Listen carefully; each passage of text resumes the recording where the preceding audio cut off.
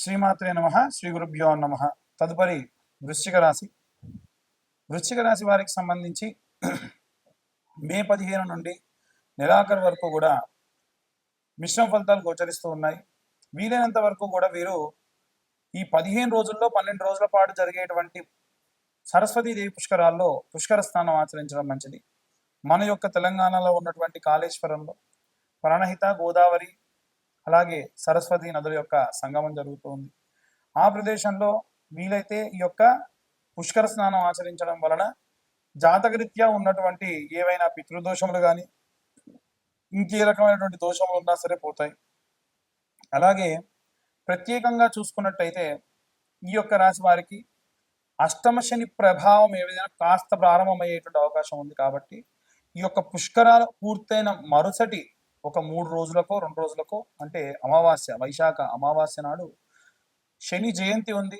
ఆ రోజున వీలైనంత వరకు కూడా అభిషేకము, తైలాభిషేకము, అలాగే తిలాహోమము చేయించుకోవడం మంచిది.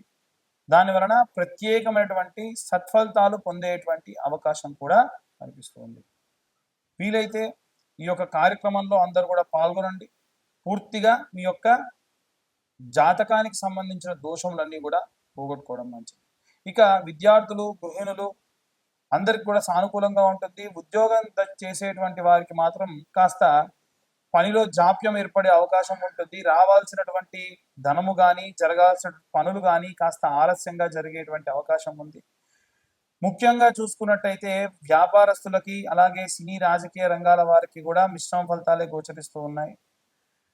అనుకున్న పనులు సజావుగా సాగకుండా ఉండడం జరుగుతుంది. వీరందరూ కూడా ఒక వర్గం వారని కాకుండా, వర్గము అని అంటే విద్యార్థి దశ ఒక వర్గం, ఉద్యోగస్తులు ఒక వర్గం, మళ్ళీ తప్పుగా పోర్ట్రేట్ చేసుకోకండి. అందరూ కూడా చేయవలసినటువంటి రెమెడీస్ ఏమిటి అని అంటే, ఎరుపు రంగులో ఉండేటువంటి ఒత్తులను తీసుకొని వీలైతే తామర గింజలతోని తీసినటువంటి నూనె దొరికితే అది, లేకుంటే విప్ప నూనెతోని దీపారాధన చేయండి నిత్యం. ఈ దీపారాధన చేసేటప్పుడు కాస్తంత ఆవు నెయ్యి తీసుకొని దాంట్లో కుంకుమ కలిపి ఆ యొక్క ఆవు నెయ్యిని కూడా దాంట్లో వేయండి. దీని వలన వీరికి కాస్త ప్రశాంతత ఉంటుంది. నిత్యం ఇలా దీపారాధన చేయడం చాలా చాలా మంచిది. మనము చెప్పేటువంటి రెమెడీస్ మీరు షాప్కి వెళ్ళి చాలా తక్కువ మొత్తంలో కొనుక్కొని వచ్చి చేసేటువంటివే. పెద్ద పెద్ద హోమాలు, పెద్ద పెద్ద పూజలు లేకుండా నన్ను కాంటాక్ట్ చేయండి, కాంటాక్ట్ చేస్తే నేను మీకు అవన్నీ సాల్వ్ అవుతాయి నేను ఎప్పుడు చెప్పను.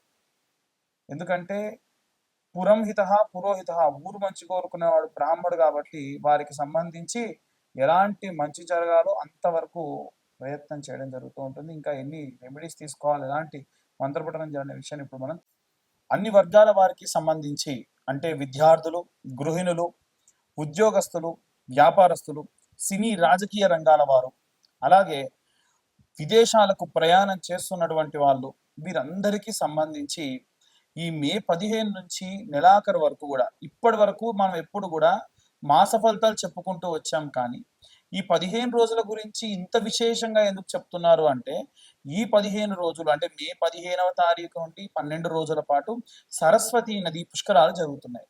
అయితే మనందరికీ ఏంటంటే పుష్కరాలు 12 సంవత్సరాలకు ఒకసారి వస్తాయి, బాగానే ఉంది. ఎందుకు 12 సంవత్సరాలకు ఒకసారి వస్తాయంటే, ప్రతి నదికి ఒక రాశి ఉంటుంది. ఆ రాశి వారికి ఈ యొక్క రాశి, ఈ యొక్క నది అనుసంధానమై ఉంటుంది. కాబట్టి మనకు 12 రాసులు, 12 రాసులు కాబట్టి సంవత్సరానికి ఒక నదికి సంబంధించినటువంటివి పుష్కరాలు ఏదో రూపకంగా జరుగుతూ ఈ యొక్క 12 రాసుల వారికి కూడా ఒక్కొక్క నది పుష్కరాలు సంభావితం, అనుసంధానం అయి ఉంటాయి. దాంట్లో మిథున రాశి వారికి సంబంధించి ప్రత్యేకంగా, అలాగే అష్టమ, అర్ధాష్టమ శని ప్రభావాలతో ఇబ్బంది పడుతున్నారు. అర్ధాష్టమ శనికి ఈ మిథున రాశి వాళ్ళు ఇబ్బంది పడుతూ ఉన్నారు. తులా, వృశ్చిక రాశుల వాళ్ళు అష్టమ శని ప్రభావం వల్ల ఇబ్బంది పడుతూ ఉన్నారు. అలాగే ఏలిన నాటి శని ప్రభావం వలన ఆల్రెడీ గడిచిపోయినటువంటి కుంభ, మకర, మీన రాశులు, కుంభ, మకర, మీన రాశుల వారు ఇలా ఇబ్బంది పడుతూ ఉన్నారు.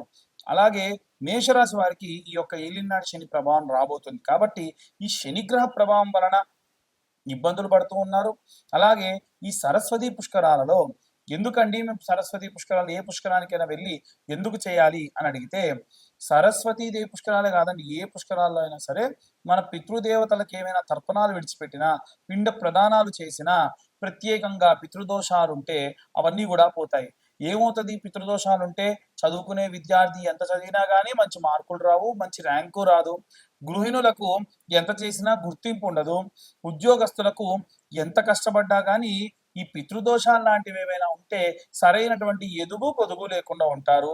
వ్యాపారస్తులకు ఎంత బాగా వ్యాపారం జరిగినా ఖర్చులు అధికంగా ఉంటూ ఉంటాయి. అలాగే సినీ రాజకీయ రంగాల్లో ఉన్న వారికి కూడా పితృదోషాల వల్ల బహు విధాలైనటువంటి రకాలుగా ఇబ్బందులు పడుతూ ఉంటారు.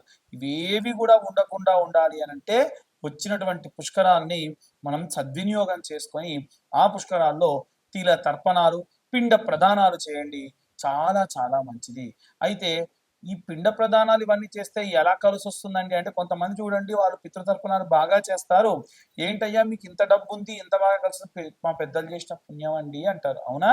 అలాగే ఒకవేళ చేయకపోతే ఈ పుష్కరాల సమయంలో ఈ గతించినటువంటి మీ యొక్క పితృదేవతల్ని పిలిచి, చూడయ్యా అక్కడ పుష్కరాలు జరుగుతున్నాయి, మీ వాడు ఎవడైనా సరే పిండ ప్రదానాలు తర్పణాలు చేస్తారేమో అని చెప్పి చూద్దామని చెప్పి అంటే అక్కడి నుంచి ఘోషిస్తూ ఉంటారు. అరే నాయన, ఎన్నో దానాలు చేశా, ఎన్నో ధర్మాలు చేశా, ఎన్నో పుణ్యకార్యాలు చేశా, ఎన్నో దేవాలయాలకి విరాళాలు ఇచ్చాను, ఆ పుణ్యం అంతా మీకోసమేరా, నాకింత పిండ ప్రదానం పెట్టి తిలతర్పణాలు చేయండి, శుభం కలుగుతుంది అని ఆత్మలు ఘోషిస్తాయి.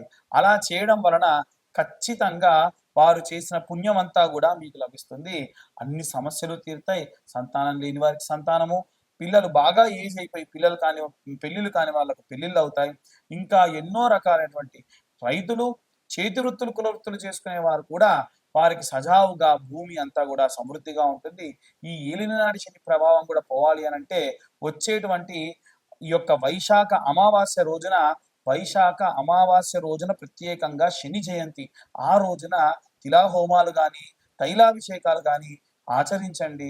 శనికి సంబంధించినటువంటివి చేయండి. ఎందుకంటే 6 నుంచి 7 రాసుల వాళ్ళు ఏదో రకంగా శనిగ్రహం వల్ల ఇబ్బంది పడుతూ ఉన్నారు. వీరందరి ఇబ్బంది పోవాలి అనంటే ఈ ఉన్నటువంటి ఈ శని జయంతిని సద్వినియోగం చేసుకొని తిలాహోమాలు, తైలాభిషేకాలు చేయించుకోవడం మంచిది. కాబట్టి ఈ తిలాహోమము, తైలాభిషేకానికి కలిపి 1116 మాత్రమే ఛార్జ్ చేయడం జరుగుతుంది.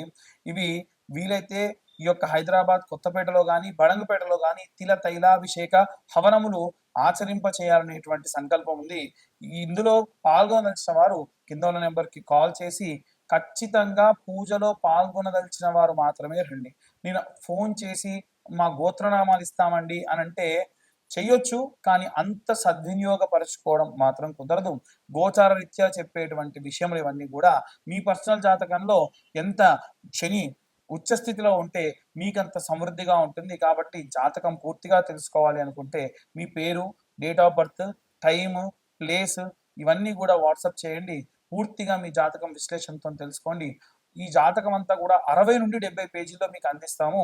ఈ జాతకానికి గాను 2025 రూపాయలు మాత్రమే ఛార్జ్ చేయడం కూడా జరుగుతుంది. ఇలా ఈ జాతకం ఇచ్చిన తర్వాతకి గంట పాటు మీకు జాతకం విశ్లేషణతో చెప్పడం జరుగుతుంది. మా యొక్క డేట్ ఆఫ్ బర్త్ టైం లేదండి అనుకునే వారు ఎటువంటి డబ్బు వృధా చేయకండి. మేము ఇప్పుడు చెప్పేటువంటి ఈ గోచార రీత్యా చెప్పే రెమెడీస్ అన్నీ కూడా మీకు చాలా చాలా చాలా బాగా ఉపయోగపడతాయి. సర్వే జన సుఖినో భవంతు. స్వస్తి.